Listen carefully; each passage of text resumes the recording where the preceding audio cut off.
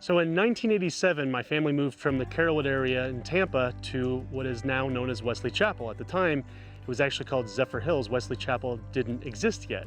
And I'm standing right now in the middle of Apple Blossom Lane. This is the road I grew up on. In fact, as you can see, on this side of the road is my mom and dad's house. This is where I actually grew up. On this side of the road, this is the ranch that I now own.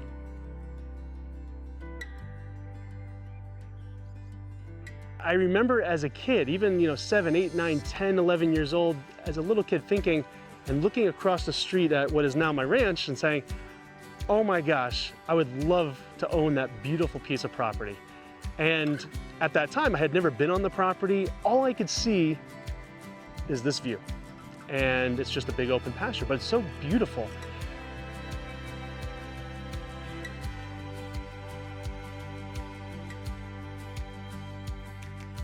I had talked to the previous owner several times, as a 10-year-old, as a teenager, even into my 20s, and I kept saying, I'd love to buy the property. Is there any way we can work out a deal? And he kind of brushed me off. He's like, kid, I'm gonna sell it one day, and it's gonna get developed, and that kind of made me sad. It's like, this is a beautiful piece of property. I don't want to see this developed. I'd love to be able to enjoy it, have cows, and make it my own legacy, especially since it's right across the street from my parents' house. And in 2020, that dream of mine became a reality.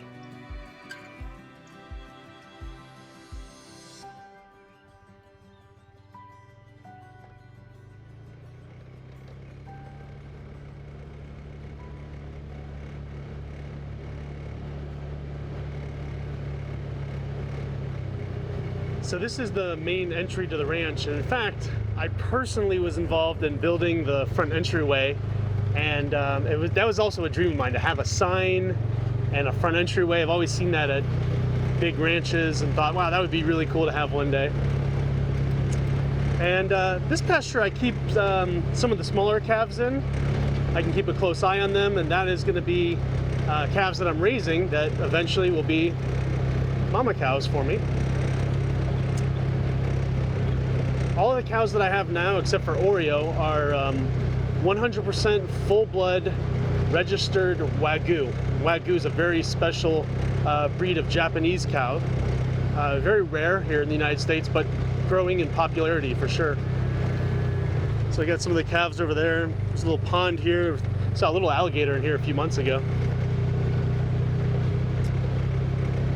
And there's the barn.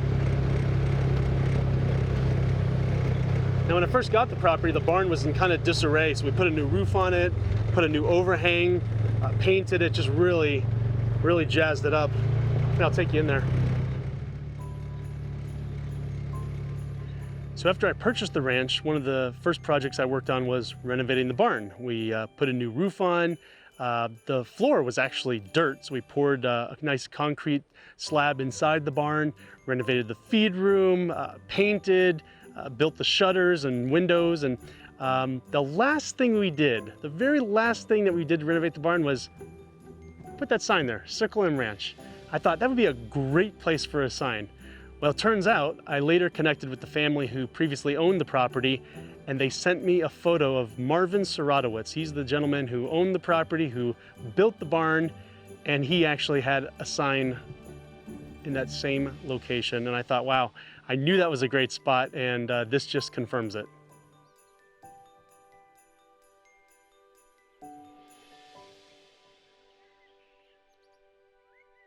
So one of the things I love about being over here at the ranch, and specifically in the barn, is it's just quiet, it's peaceful, there's no one here but me, and it's just relaxing. So, I may be working all day on different projects or research and development efforts, or maybe planning for the company's future. And then I can come over here, put on my work clothes, and I'm like transported into a different world.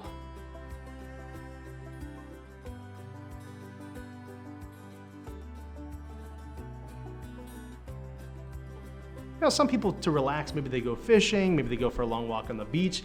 For me, I come over here and it is, I guess therapeutic is the word that really comes to mind. It's like therapy to come over here and feed the cows, or or just watch the cows, maybe do some work on the tractor. Mowing is like so relaxing. I love it. And I've been able to share this with friends and family. I've introduced a lot of other people into the world of agriculture where maybe they otherwise wouldn't have been exposed or gotten to see how things work. My family, of course, my daughters, Rachel and Abby, they love it. And in fact, last year, my daughter Rachel won the Wagyu Association speech contest. She gave a speech all about why we got into Wagyu and what we're doing with our herd. And the judges were some pretty big wigs in the cattle and beef industry. So I was very proud as a father to see her sign up for that and actually win. And yeah, I have a lot of pride and satisfaction in what I'm doing here at the ranch with the cattle and what the girls are doing with their agricultural endeavors as well.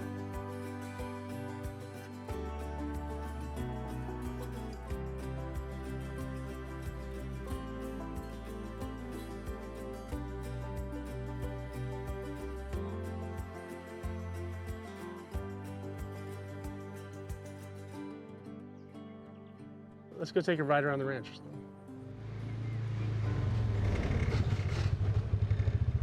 This little pasture right here is called the maternity ward. My daughter Rachel named it the maternity ward, so when we have a cow that's about to have a baby, we put her in there, and that way she can have her baby in a more protected area.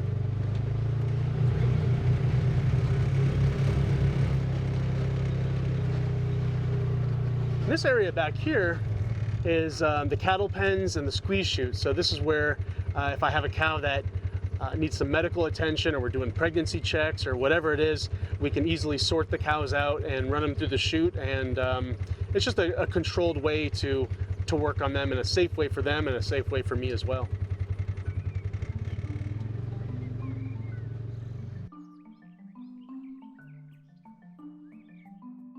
So all of our Wagyu cattle are registered and full blood. That means that they've been DNA tested and they have direct 100% lineage back to the original cattle that came over from Japan. So whenever we have a calf that's born, we take a DNA sample, and this is what we do. We punch a little hole in its ear, and that piece of tissue goes into this cartridge, which is uniquely identified. I send that into the Wagyu Association, and then they send it to a lab. And I provide information about the calf. I say, here's the DNA sample, here's the bull, who's the father, here's the cow, who's the mother. And they are able to then, through the lab, determine that yes, the DNA that I sent in matches the bull and the cow that I also specified as the parents of that calf.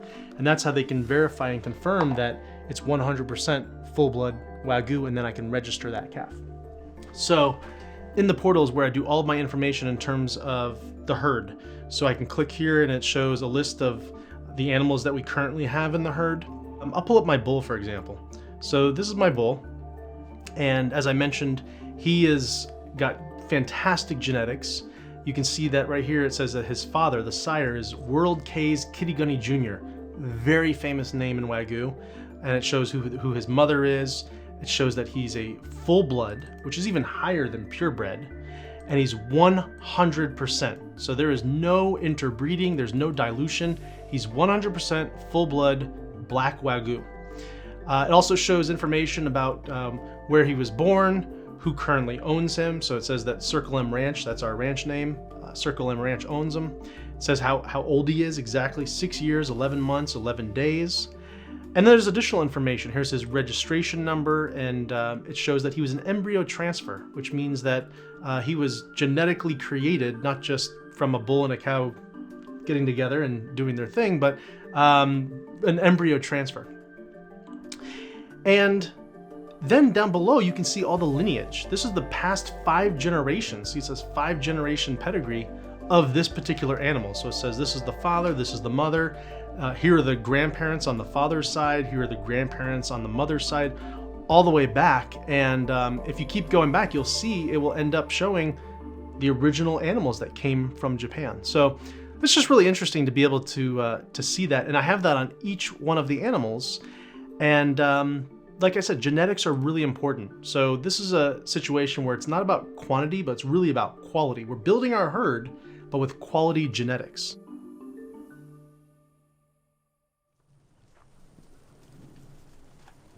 You ready? All right, so these are 10 animals that just came from Missouri, actually last night around 3 in the morning. This is their paperwork, because whenever you're taking livestock across state lines, you gotta have health certificates.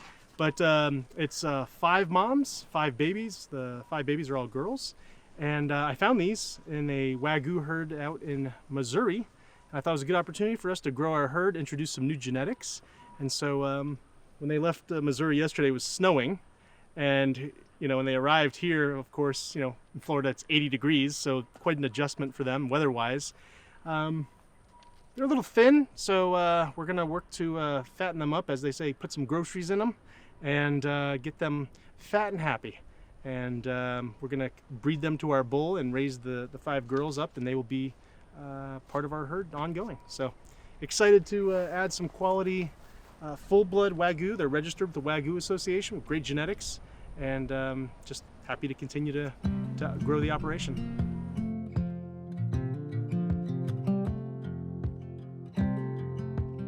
So when I'm here at the barn, or anywhere on the ranch for that matter, you can hear all sorts of animals. You may be hearing the cows mooing or roosters crowing. Sometimes, a hawk will fly by and make that very distinctive sound that only a hawk can make. I might hear, the tractor may be running. You might smell fresh cut hay or fresh cut grass. And there are just so many different sights, smells, touches. I mean, really every single sense of your being is affected when you're here at the ranch. And it's a very distinctive place, and it's a place that I truly love.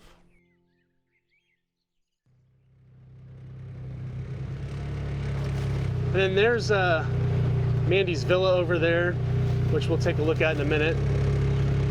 Got the tire swing for the girls, the zip line. We really made it a place that the family can come over and just have a good time. Whether we're grilling or riding the Polaris around, looking at the wildlife, just enjoying ourselves.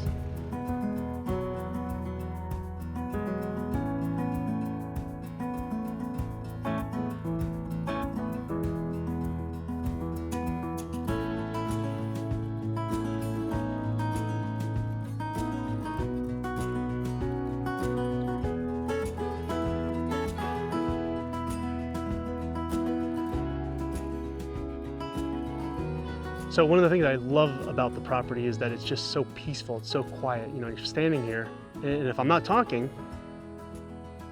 you just hear birds, maybe you hear a cow mooing. I mean, it's just all natural sounds, and it's just so peaceful and relaxing. That's what I love about it. And I love having the girls and Mandy come over, and maybe the girls are on the tire swing or the zip line, or maybe we're grilling. Maybe we're just driving the Polaris around, but we're just relaxing and having fun and enjoying ourselves. And that's the whole point of this property, is kind of to have it be like a private park where you can just come over and the family can enjoy themselves. And sometimes I come over here by myself, and I could be over here on a Saturday, and literally I could be outside working here, I could be just walking around and getting some exercise, and I could go a whole day without seeing another person, without talking to anybody. If you shut your cell phone off, you can really disconnect and just enjoy the peace and serenity of the property.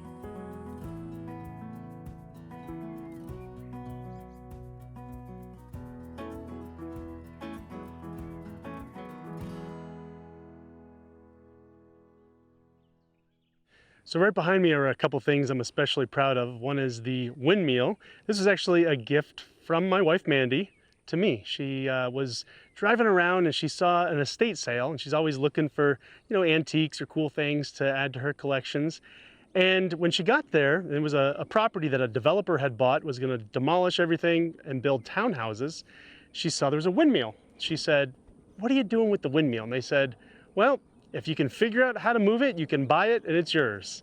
So she came back, we talked about it, and I wasn't sure exactly how to get it relocated here to the ranch, but we ended up hiring a crane service, a gentleman who has a long, 50-foot trailer, and the crane actually picked up the windmill and laid it down on a trailer, and we transported it here to the property.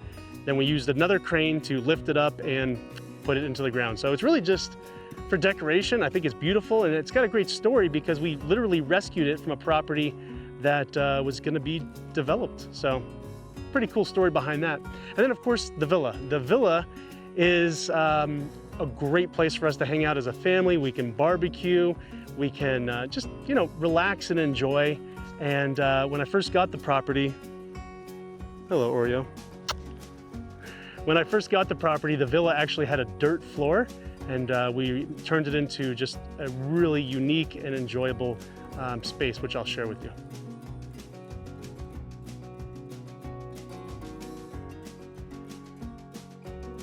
So this is where we get together. We have a little barbecue. Sometimes I'll grill burgers or steaks out here, make a little fire in the fire pit, and just have a great time. The sun sets over there, that's the west, and it's just a beautiful view, literally almost every evening. So we come here, we can hang out on the porch. The girls have some binoculars they leave here, and you can, see all sorts of wildlife out here. Deer and turkeys, and there's actually an alligator that's recently relocated into the pond. And yeah, it's nice to sit out here, but also you can come inside. And this building was literally an abandoned building, had a dirt floor, no water, no electric. And we totally transformed it into a place where you can just enjoy. My wife decorated. This was her dream. She wanted to decorate it. She wanted to make it like an Italian villa. So when we went on our honeymoon, we went to a wine tasting, and it said "In vino veritas" at the wine tasting, which means in wine there's truth. And so we put that here. And yeah, this is just her creation. These floors are actually about 200 years old from a tree that actually is extinct now. And so these are very special floors. Actually, they were in the house that I grew up in. And the girls come here, they play cards, they, we've had dinner, we've had some dinner parties, and just, we love it here.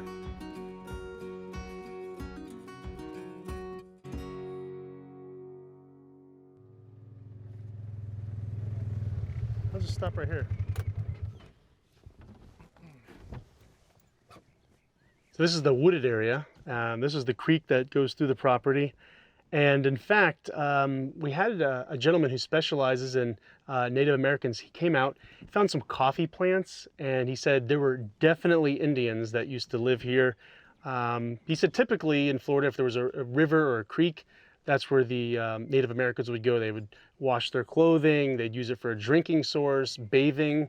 And so if you come back here, and you can tell it's quiet, there's nothing happening, just wildlife. And you just kind of imagine what this was like a couple hundred years ago.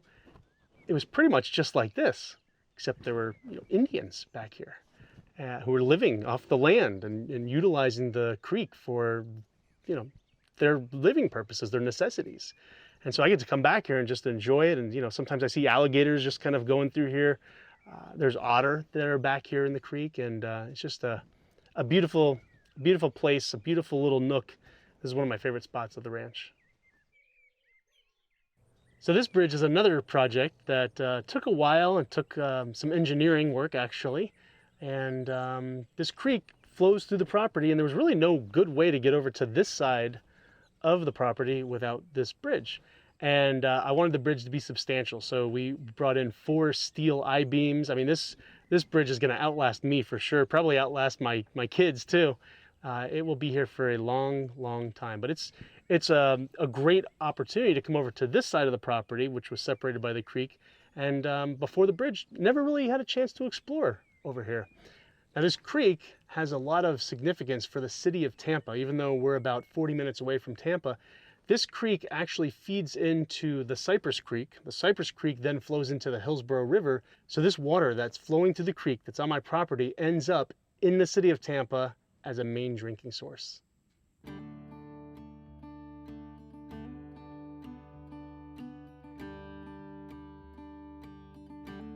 So this is one of the ponds, and this is actually one of my special projects where I thought, it'd be so cool to have a dock here. So we put a dock in, I put some chairs there, and it's nice just to walk from the villa over here to the pond, sit on the chairs. There's an alligator that's in here now, and there's fish. I've caught some fish.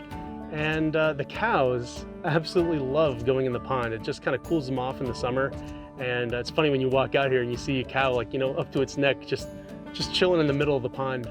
But it's a nice feature to the ranch. You know, you've got the pond up front, you've got this pond, you've got the creek, you've got the open pastures, but then you've got the wooded area. This is just such a multi-dimensional property, and it's got so many different elements that are just so beautiful to me.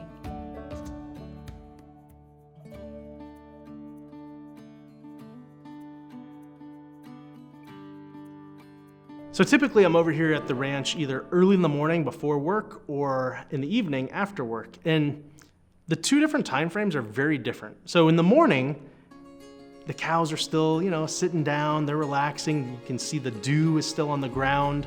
You see the sun coming up.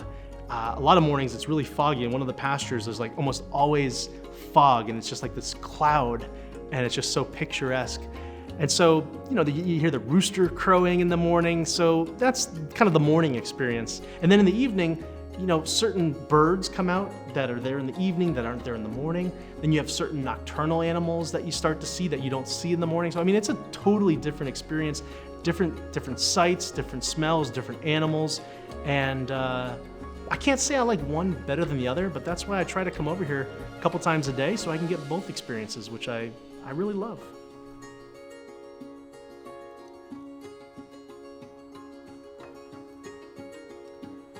One of the things I love about the ranch is that I can be sitting here at my desk all day long. Maybe I'm looking at charts, maybe I'm working with the R&D team, maybe I'm strategizing for a business plan or a product launch, or whatever the case is. I'm in my professional clothes, and I can literally within minutes finish my workday, change into my ranch clothes. It's like Superman. Like I've changed into this other personality, this other person, and I'm doing something completely different. And the juxtapose between artificial intelligence, trading software, to feeding cows or doing ranch chores is just so polar opposite. And that's what I love. I love that within one person I can have these two different things that I'm passionate about and that I love, but they're just so different from each other.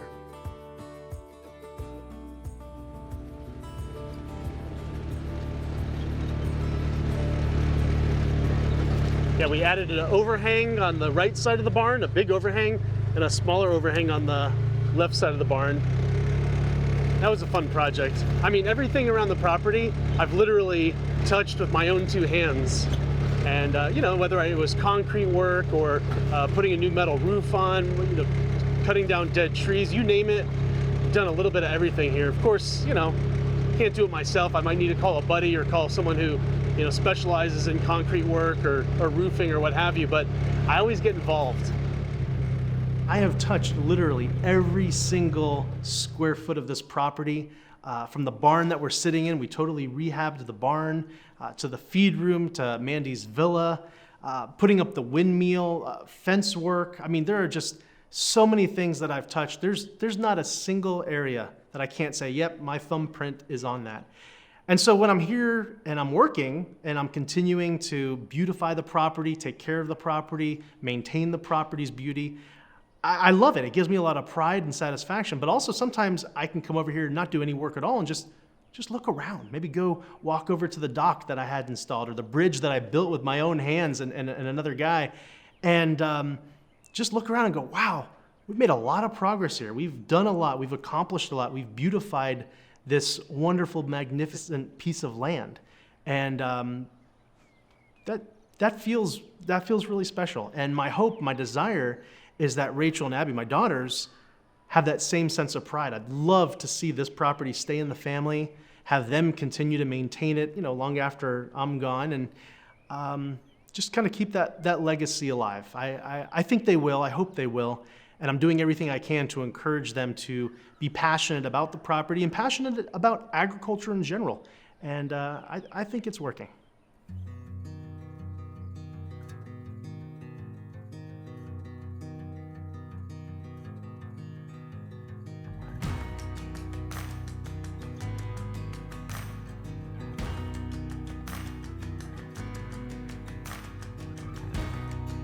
As a kid, I remember looking across the street thinking, man, that property, that's a real gem. As a kid, I thought that. And I remember wanting the property and thinking, man, if I could own that one day, that'd be like me hitting the lottery, the jackpot, right? And it's funny because after I closed on the property, I remember the very next day after closing, I came over here. The barn was in disarray. There was trash all over the property. And I looked around and I thought, man, I am going to just pick one little section and I'm gonna work on that. And when I finish that, I'm gonna go to another section, I'm gonna work on that. And as I moved from area to area around the property, there were no remnants of the previous owner. Everything had been touched by me, impacted by me, influenced by me.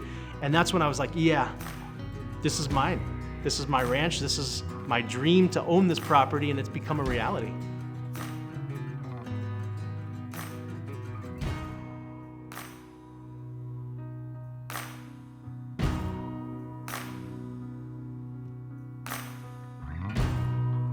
You can't make more time. You can mine for gold, you can drill for oil, but you can't make more time. So you have to enjoy the time you have, make the most of the time you have, and make sure that you're making an impact, making a difference, enjoying yourself, spending time with those who you love, friends and family, and that when you look back on your time, you say, I like how I spent my time.